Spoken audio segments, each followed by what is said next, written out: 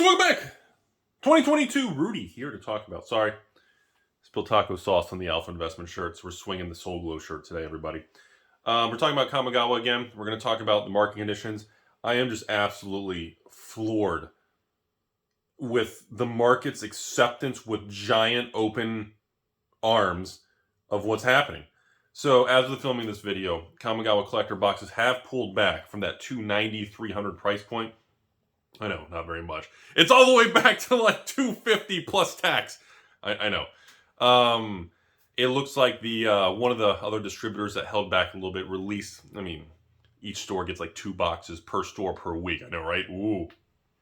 It looks like a little bit of the remaining drip of supply has hit the market. It softened the price a little bit, but I'm still sitting here going, all right, so we're at like release plus 30 days now, and this sucker's still holding it like 250 plus tax. It's astonishing. Astonishing. Usually this is the point, you know, Aquaria collector boxes, Throneville Drain collector boxes, Zendikar Rising collector boxes went from like 250, 260 at the high, all the way back to like 160, collapsed. This thing went from like 290s to 250, and I'm like, wow, the resilience. Like right when it started dropping, the amount of people that just bought the dip and attack is incredible. So now that we're released plus 30 days, essentially now, I think Papa Bezos has a supply, and he's kind of manipulating the algorithm on Papa Bezos' website. Amazon is kind of manipulating the price based on the sales and how much is flowing through the website from third-party sellers. So Amazon still has some as of filming this video. Now, whether they officially have 100, 1,000, or 69,000 boxes is obviously, you know, you can kind of hit add to cart and see how many you can do. But that number, even then, I remember somebody a while back ago added like 700 to cart and actually checked out and paid for it just to see how much would be honored. And like, I think he said like he added like 500 to 700 boxes to cart, checked out, and they actually shipped like 237 and then canceled the remainder for lack of supply. It's weird. You can't trust some of that stuff, man. But anyways, the biggest thing that's really catching my eye too is, let's step back from the collector box. Look at Kamigawa draft and set.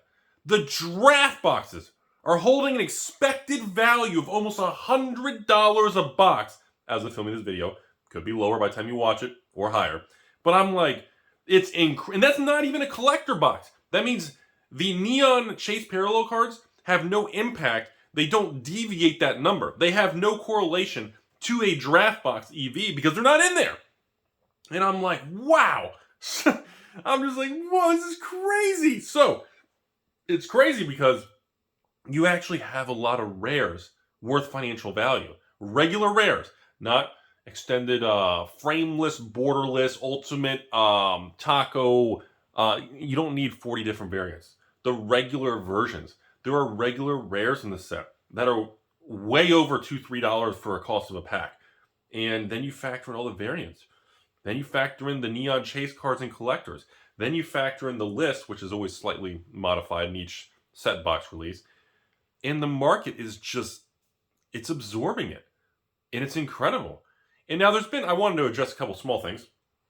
A couple people, a couple patrons long-term, a couple people who've bought a lot from me over the years have said, Rudy, it's going to do overly better in Kamigawa because a lot of people skipped Crimson Vow.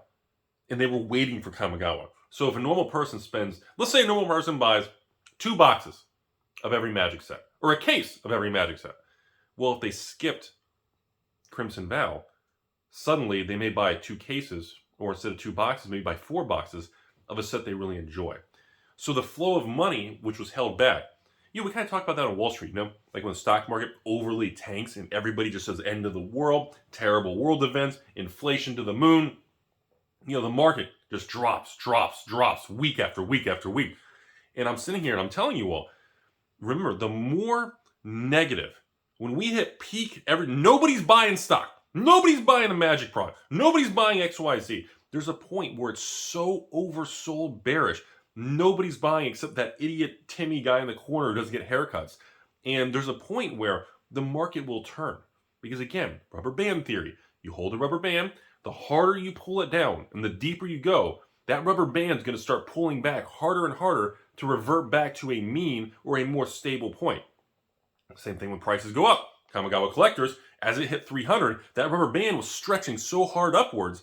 The higher you go in a short time period, you start to have a lot more resistance and pullback a little bit lower. So you see that on both sides of the equation.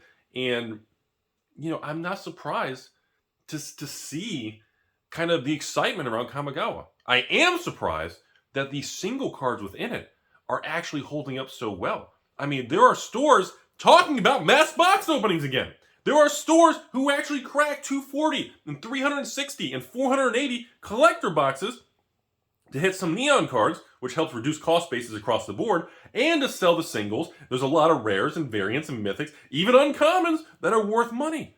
It's a beautiful thing. I love to see that. It's just a fucking beautiful thing. Like, to see that positivity again. Wizards did a good job. When they do a good job, you gotta give the company credit. No matter how much you love or hate a company, a person, an influencer, or a company, or a taco stand, you gotta respect when they do a good job. And Kamigawa is just a good product. They did a good job. And the market has got its arms wide open, and it's accepting it with open arms. The supply of single cards, again, secondary market, is very happy. Because look, like we talk about on this channel, you can convert the sealed product to single cards, and stores can sell the single cards.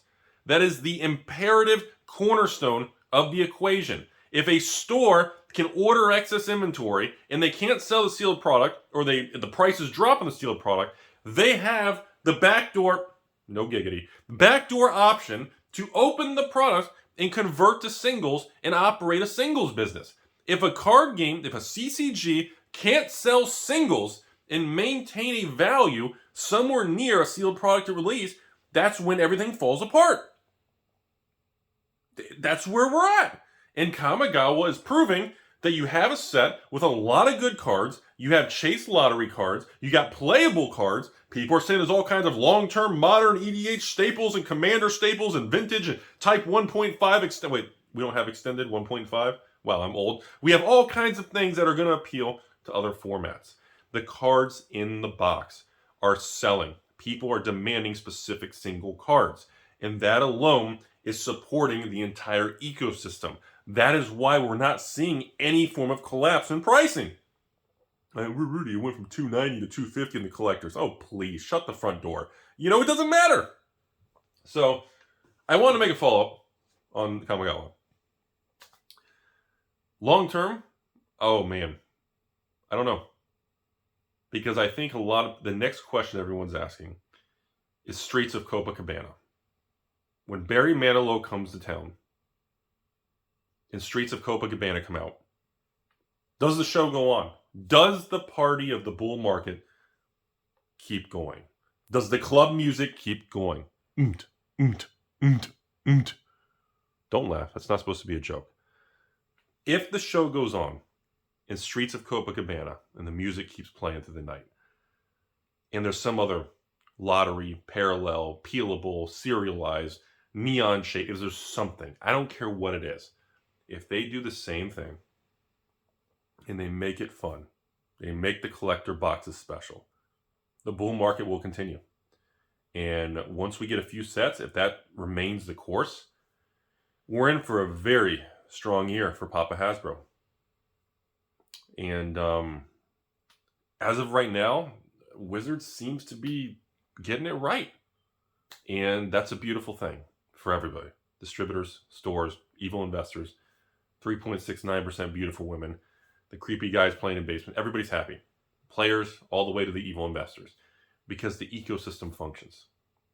And I talk about that with all the card games.